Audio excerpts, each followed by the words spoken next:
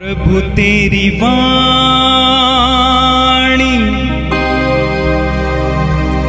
जीवन की रोटी, नयनों की ज्योति,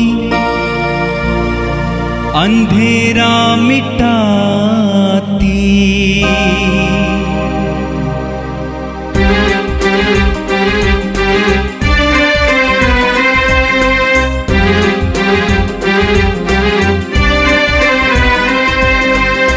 प्रभु तेरी वाणी जीवन की रोटी, नयनों की ज्योति, अंधेरा मिटाती।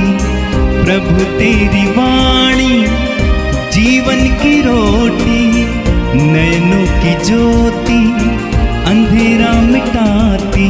वाणी वाणी वाणी वाणी वाणी पवित्र है, शाश्वत है, जीवन का मन्ना है। 28 सितंबर सोमवार। पहला पाठ योग का ग्रंथ अध्याय 1 पद संख्या 6 से 22 तक।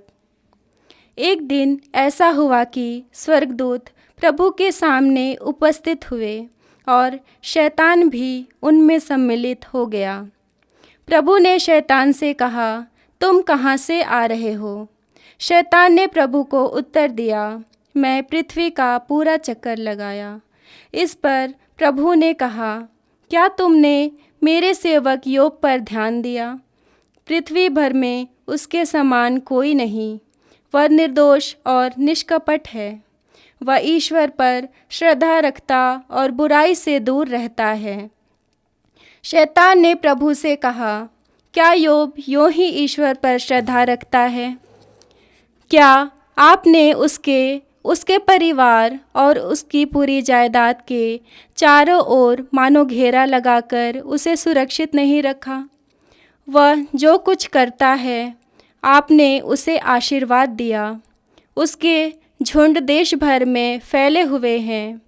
आप हाथ बढ़ाकर उसकी सारी संपत्ति छीन लें तो वह निश्चय ही आपके मुंह पर आपकी निंदा करेगा। प्रभु ने शैतान से कहा, अच्छा, उसका सब कुछ तुम्हारे हाथ में है, किंतु योग पर हाथ मत लगाओ। उसके बाद शैतान प्रभु के सामने से चला गया। योग के पुत्र पुत्रियां किसी दिन अपने बड़े भाई के यहाँ खा पी रहे थे कि एक संदेशवाहक ने आकर योग से कहा, बैल हल में जुते हुए थे और गधियाँ उसके आसपास चर रही थीं। उसी समय शबाई लोग उन पर टूट पड़े और आपके सेवकों को तलवार के घाट उतारकर सब पशुओं को ले गए। मैं ही बचा रह गया और आपको यह समाचार सुनाने आया हूँ। वह बोल ही रहा था कि कोई दूसरा आकर कहने लगा, ईश्वर की आग आकाश से गिर गई। उसने भेड़ों और चरवाहों को जलाकर भस्म कर दिया। मैं ही बचा रह गया और आपको यह समाचार सुनाने आया हूँ। वह बोल ही रहा था कि एक और अंदर आया और कहने लगा, खलदई लोग 3 दल बनाकर ऊँटों पर टूट पड़े और आपके नौकरों को तलवार के घाट उतारकर पशुओं को ले गए। मैं ही बचा रह गया और आपको यह समाचार सुनाने आया हूँ। वह बोल ही रहा था कि एक और आकर कहने लगा, आपके पुत्र पुत्रियाँ अपने बड़े भाई के यहाँ खा पी रहे थे कि एक भीषण आंधी मरुभूमि की ओर से आई और घर के चारों कोनों से इतने जोर से टकराई कि घर आपके पुत्र पुत्रियों पर गिर गया और वे मर गए। मैं ही बचा रह गया और आपको यह समाचार सुनाने आया हूँ। योब ने उठकर अपने वस्त्र फाड़ डाले। उसने सिर मुड़ाया और मुंह के बल भूमि पर गिरकर यह कहा, मैं नंगा ही माता के गर्भ से निकला और नंगा ही पृथ्वी के गर्भ में लौट जाऊंगा। प्रभु ने दिया था, प्रभु ने वापस लिया।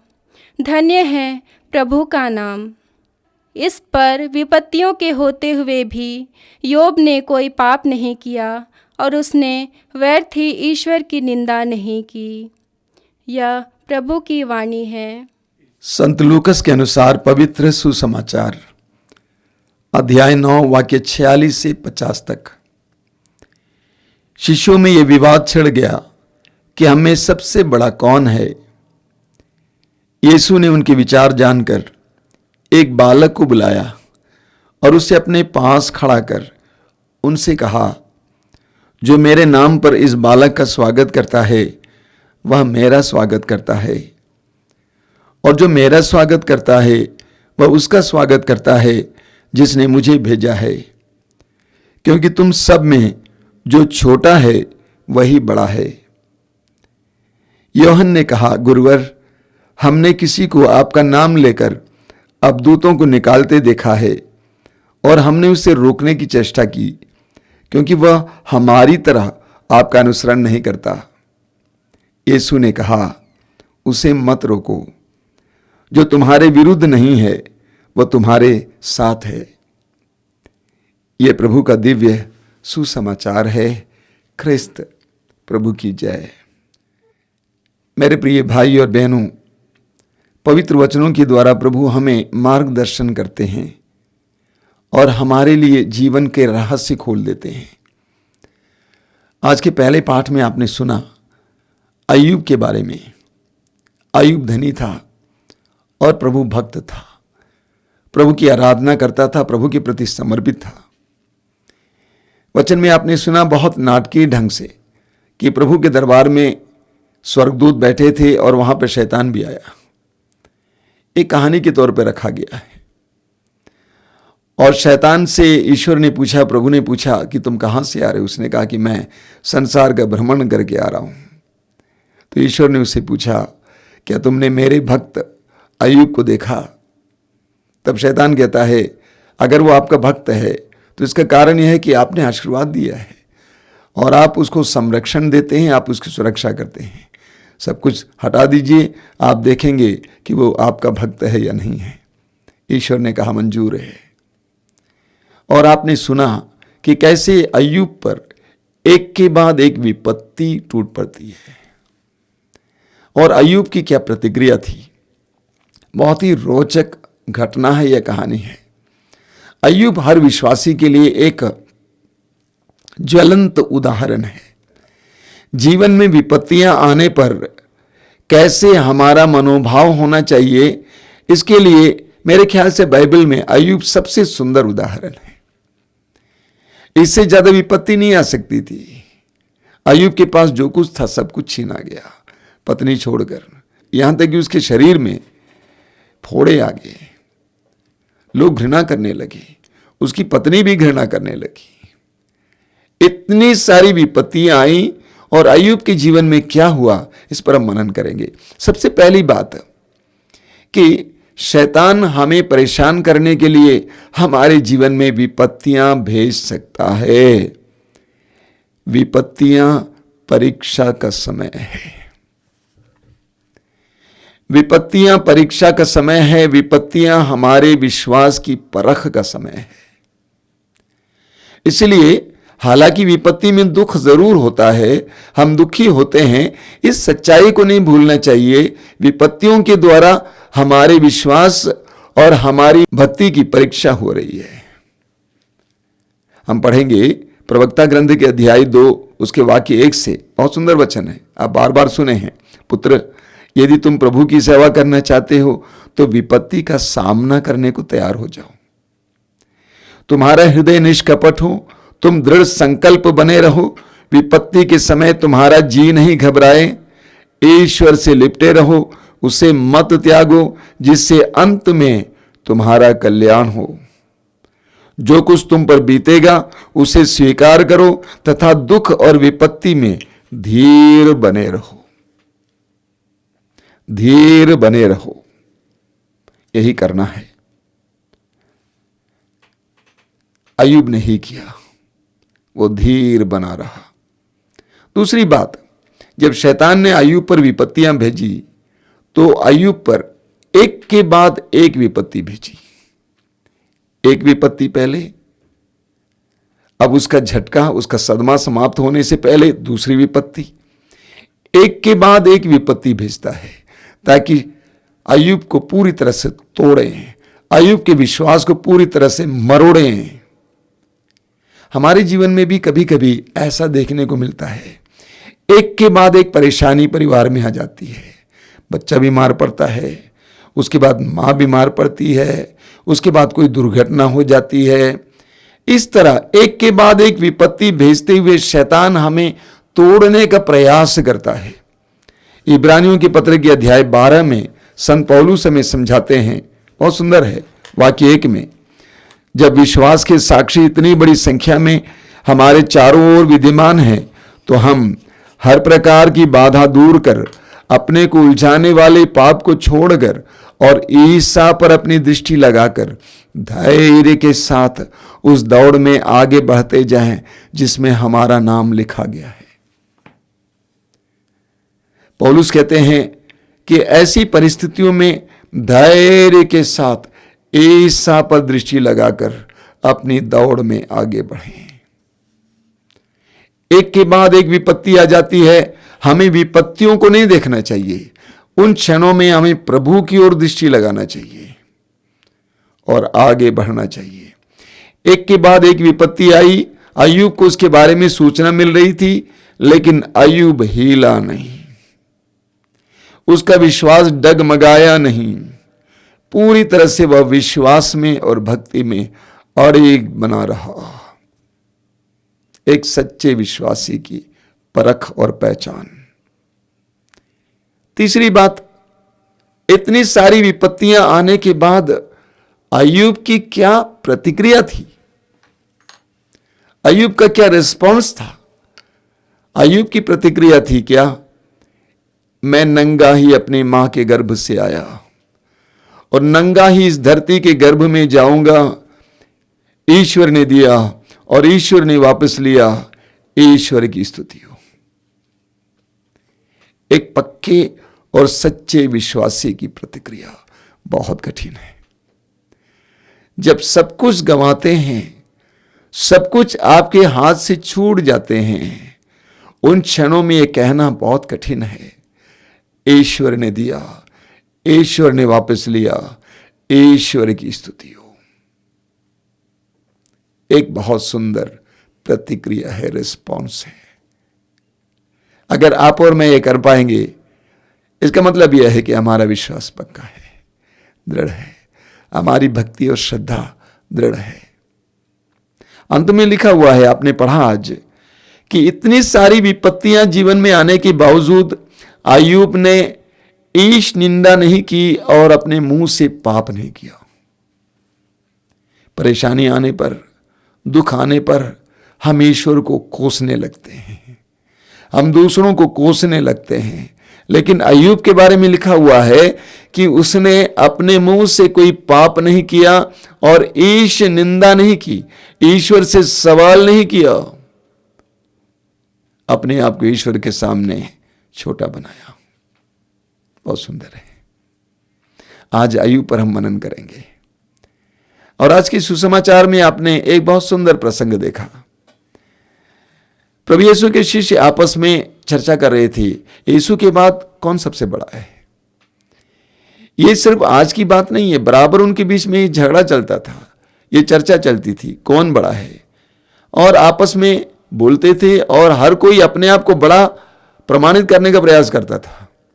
मैं उम्र में बड़ा हूं, इसीलिए मैं सबसे बड़ा हूं, मैं शरीर में बड़ा हूं, मैं सबसे बड़ा हूं, मैं ज्यादा अनुभवी हूं, इसलिए मैं सबसे बड़ा हूं।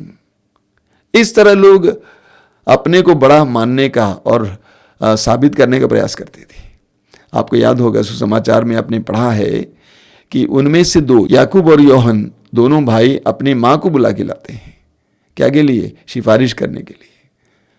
और उनकी मां प्रभु यीशु से कहती हैं, प्रभु जब आप अपने राज्य में होंगे, मेरे दोनों बेटों को दाएं बाएं जगह देना। तो शिष्यों में ये चलता था, ये चर्चा चलती थी, ये झगड़ा होता था, यीशु के बाद सबसे बड़ा कौन है। आम इंसान थे, मामूली थे, कमजोर थे, अनपढ़ भी थे कुछ लोग, चर्चा होती थी। प्रभु यीशु ने इसको भनक लिया और प्रभु ने एक बच्चे को बुलाया और कहा, जो इसका स्वागत करता है मेरा स्वागत करता है, और जो मेरा स्वागत करता है मेरे स्वर्गीय पिता जिसने मुझे भेजा उसका स्वागत करता है। आगे प्रभु कहते हैं, तुम में से जो सबसे छोटा है वह सबसे बड़ा बने। प्रभु यीशु ने कहा कि तुम में से जो सबसे छोटा है वो सबसे बड़ा है। ईश्वर की दृष्टि में जो छोटा है, जो नम्र है, जो सेवा करने को तत्पर है, तैयार हैं, ईश्वर की दृष्टि में वो सबसे बड़ा है। कोरिन्थियों के पहले पत्र के अध्याय 1 उसके वाक्य 26-27 से संत पौलुस कहते हैं, ईश्वर ने संसार की दृष्टि में दुर्बलों को चुना ताकि बलवानों को लज्जित करें, अज्ञानियों को चुना ताकि ज्ञानियों को लज्जित करें। ईश्वर की दृष्टि में वही सबसे बड़ा है जो छोटा है, विनम्र है, सेवक है। प्रभु ने कहा कि इस छोटे से बालक का जो स्वागत करता मेरा स्वागत करता है। यानी प्रभु ये बताना चाहते हैं, तुम में से जो सबसे छोटा है उसको अधिकारी और बड़ा मानो, स्वीकार करो। रोमियों के पत्र के अध्याय 13 में लिखा हुआ है, सभी अधिकार ईश्वर से आता है। उसके कद को देखकर, उसकी प्रतिभाओं को देखकर, उसकी डिग्री को देखकर, उसके धन को देखकर ना मानो, बल्कि इसीलिए मानो क्योंकि वो मेरे नाम पर तुम्हारे लिए अधिकारी या तुम्हारे लिए बड़ा प्रतिष्ठित किया गया है। बहुत सुंदर बात है। प्रभु यीशु हमें समझाते हैं, कोई भी हमारे अधिकारी हो, कोई भी हमसे बड़े हों, उनको मानो।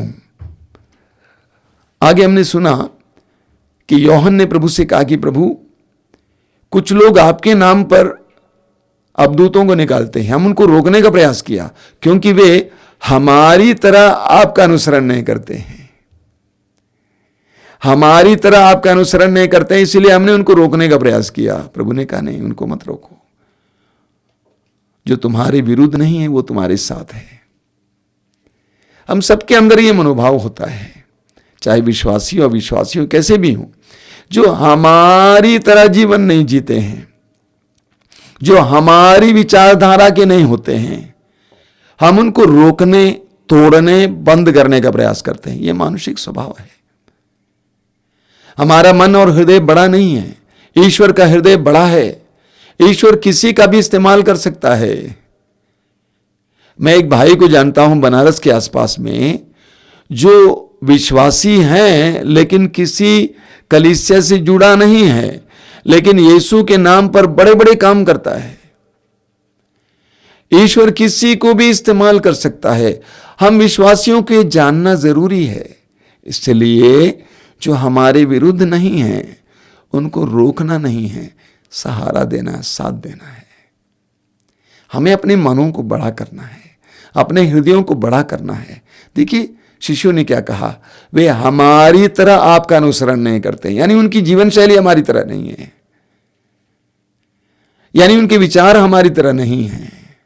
हम सबके अंदर ये संकीर्ण मनोभाव होते हैं। जो हमारी तरह नहीं जीते हैं, हमारी तरह विश्वास नहीं करते हैं, वे पराया है, वो प्रभु को प्रिय नहीं है, बिल्कुल नहीं। प्रभु को सभी प्रिय हैं जो प्रभु के नाम पर जीते हैं अपने ढंग से। आज हम विशेष प्रार्थना करेंगे। आंखें बंद कीजिए। प्रभु यीशु, धन्यवाद देते हैं आज के दोनों पाठों के लिए। दोनों पाठों के द्वारा तू हमें समझाता है कि हमें छोटा बनना है, नम्र बनना है। विपत्ति पे उससे सताए जाने के समय भी हमें नम्र बनना है, तेरे सामने अपने आप को छोटा बनाना है।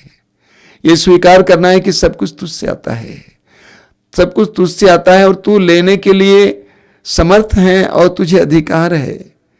ये प्रभु यीशु हमें नम्र बनाइए। प्रभु यीशु, इन वचनों को सुनने वाले मेरे भाई बहनों को आशीर्वाद दीजिए। आज का दिन उनके लिए अनुग्रहों का दिन हो, आज का दिन उनके लिए प्रकाश का दिन हो। तो उनकी बुद्धि को प्रकाशित कर, उन्हें प्रज्ञा प्रदान कर। जहां कहीं भी वे जाएं, जो भी वे कार्य करें, उन सब पर तेरा आशीर्वाद हो। आमीन। प्रभु तेरी वाणी जीवन की रोटी, नयनों की ज्योति अंधेरा मिटाती। वाणी वाणी वाणी वाणी वाणी पवित्र है, शाश्वत है, जीवन का मन्ना है।